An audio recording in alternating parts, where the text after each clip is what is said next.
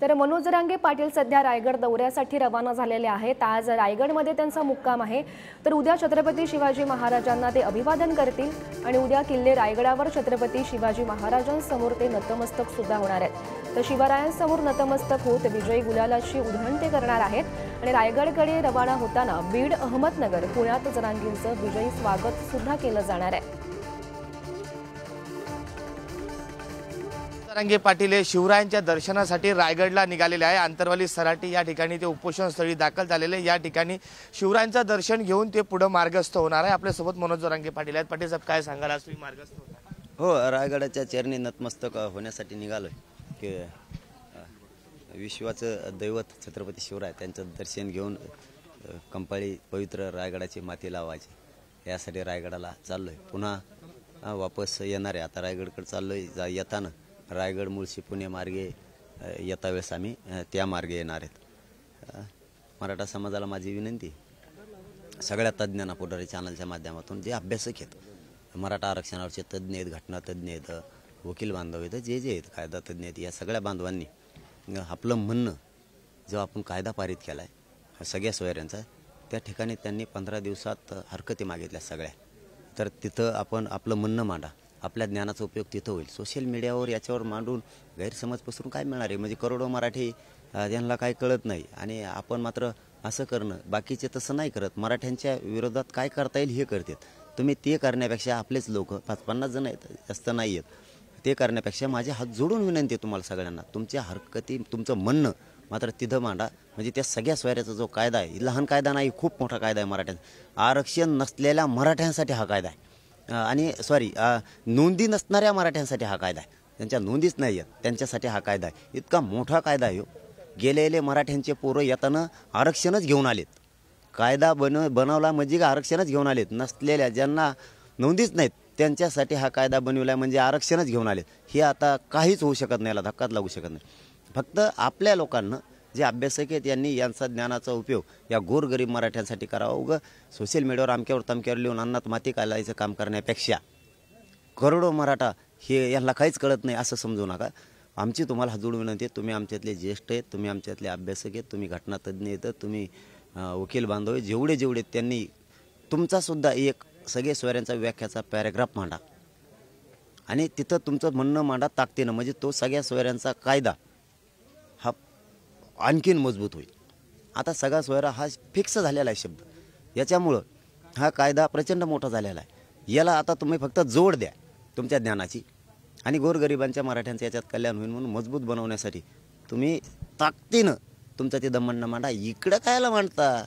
इकडं काही जण इकडं मांडायला कायला हुशार दाखवतो इकडं? म्हणजे हे करोडो मराठी येडीत आणि तू शान आहे। काही जण तिथं म्हणणं मांडायला लागले आहेत, जे हुशार तज्ज्ञ आहेत, जे अभ्यासक आहेत, ते तिथं म्हणणं मांडायला लागलेत आता या सगळ्या सोयऱ्यांच्या राजपत्रित आदेशासाठी। जो अध्यादेश आहे तिथं मांडायला लागले, तुम्ही इकडं कायला मांडता? इकडं म्हणून तुम्हाला काय शायनिंग दाखवायची? मिले हुशार हे दाखवायचं होय? मग गेलेले मराठी येडे आहेत का? कधी नव्हतं 70 वर्षात ते मराठी करून आले, येताना कायदा करून आले आहेत ज्यांच्या नोंदी नाहीत त्या मराठ्यांसाठी। आणि पुढारी चॅनलच्या माध्यमातून मराठवाड्यातल्या मराठ्यांना माझी विनंती, कोणाला टेन्शन घ्यायची गरज नाही। तुमचं म्हणणं बरोबर आहे, मला कळतंय की आपल्या नोंदी कमी आहेत, त्याच्यासाठी आपण गॅजेट घ्यायचं सांगितलं। 1884चं गॅजेट हैदराबाद संस्थांचं, सरकारनं तेही घ्यायचं कबूल केलं। म्हणजे मराठवाड्यात एकही मराठा नाही, हे कुणबी आहेत असं गॅजेट सांगते। तेही शिंदे समितीकडे आता जाणार आहे, त्यामुळे त्यात राहत नाही। 1884ची जनगणना आहे, त्याच्यामध्ये सुद्धा कुणबीबद्दलच्या मराठवाड्याचा उल्लेख आहे। 1902चं जे डाटा आहे तो सुद्धा घेणार आहेत। आणि याच्या पलीकडचा चौथा मुद्दा, सगळे सोयरे जो घेतला आहे आपण, म्हणजे नोंदी नसलेल्या मराठ्यांसाठी हा कायदा आहे। त्याच्यात ह्या चारीत मिळून मराठवाड्यातला एकही मराठा राहणार नाही। जरी नोंदी तुमच्या सापडल्या नसतील किंवा तुमचा कोणाचा रेकॉर्ड जळाला असेल, कोणाचे अनेक काही प्रॉब्लेम असतील, हे सगळे सोयऱ्यामध्ये आणि या गॅजेटमध्ये सगळा मराठा येणार आहे। मराठवाड्यातला एक मराठा राहणार नाही, महाराष्ट्राला सुद्धा राहणार नाही। मराठवाड्यातल्या सगळ्या मराठ्यांना आरक्षण मिळाल्याशिवाय आंदोलन बंद होणार नाही आणि मी सगळ्यांना न्याय दिल्याशिवाय हटत नाही। काळजी करू नका, फक्त एकजूट जसेल तशी ठेवा, कोणाचंच काय ऐकू नका, कारण ही लढाई लहान नाही आहे। आपल्याला ही लढाईचीच लढतच ठेवायची, फक्त एकजूट ठेवा। मराठ्यातला एक मराठा राहत नाही, महाराष्ट्रातला पण नाही। विजयानंतर तुमची आता पहिली यात्रा होणार आहे ही रायगडाकडे जाण्याची आणि ठिकठिकाणी मराठा बांधव तुमच्या स्वागतासाठी तयार आहेत। काय आव्हान कराल त्या मराठा बांधवांना, कारण की 3 जिल्ह्यातून तुमची ही यात्रा जाणार आहे? महाराष्ट्रातल्या मराठा समाजाला माझी एकच विनंती की सगळ्यांना, जे अभ्यासक आहेत, जे कायद्याचे अभ्यासक आहेत, यांनी सगळ्यांनी यांचा ज्ञानाचा उपयोग, आता तिथं ज्या हरकती मागितल्यात त्यांनी 15 दिवसात, तिथं आपलं ताकदीनं म्हणणं मांडा. सगळा सोयरा याच्यासाठी कायदा आता फायनल झालेला आहे. फक्त तो मजबूत कसा होईल तिथं तुमचं पॅरेग्राफ द्या, तुम्हाला काय म्हणणं द्यायचं ते द्या, ताकदीनं म्हणणं मांडा. म्हणजे कायदा ठिकाण बाकीचे मांडायला लागले, तुम्ही पण मांडा.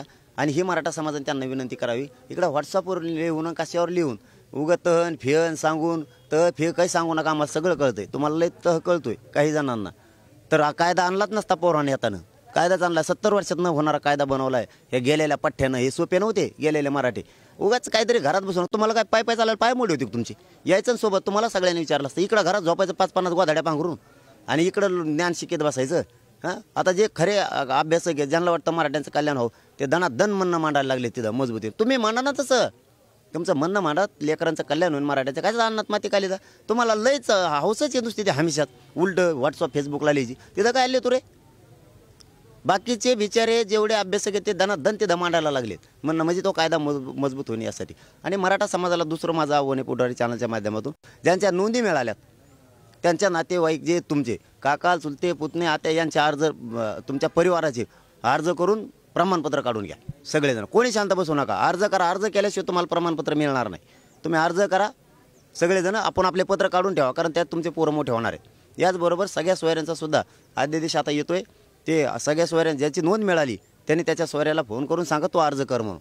तेही घ्या. मराठे राहत नाहीत शिल्लक, कोणीच काळजी करायची नाही, मराठवाड्यातल्या मराठ्यांनी पण नाही. आणि तिकडे या मी आंदोलन त्या कायद्याची अंमलबजावणी झाली पाहिजे यासाठी आंदोलन सुरू ठेवलं. मी काय येडा आहे का? नसतं आंदोलन आता काय अडचण नव्हतं स्थगित करायला. कायदा झाला आहे आता होत राहील, तरी थांबलो नाही. मी सांगितलंय त्या कायद्याची अंमलबजावणी होऊन एक प्रमाणपत्र त्या कायद्याच्या माध्यमातून मला बघायचं.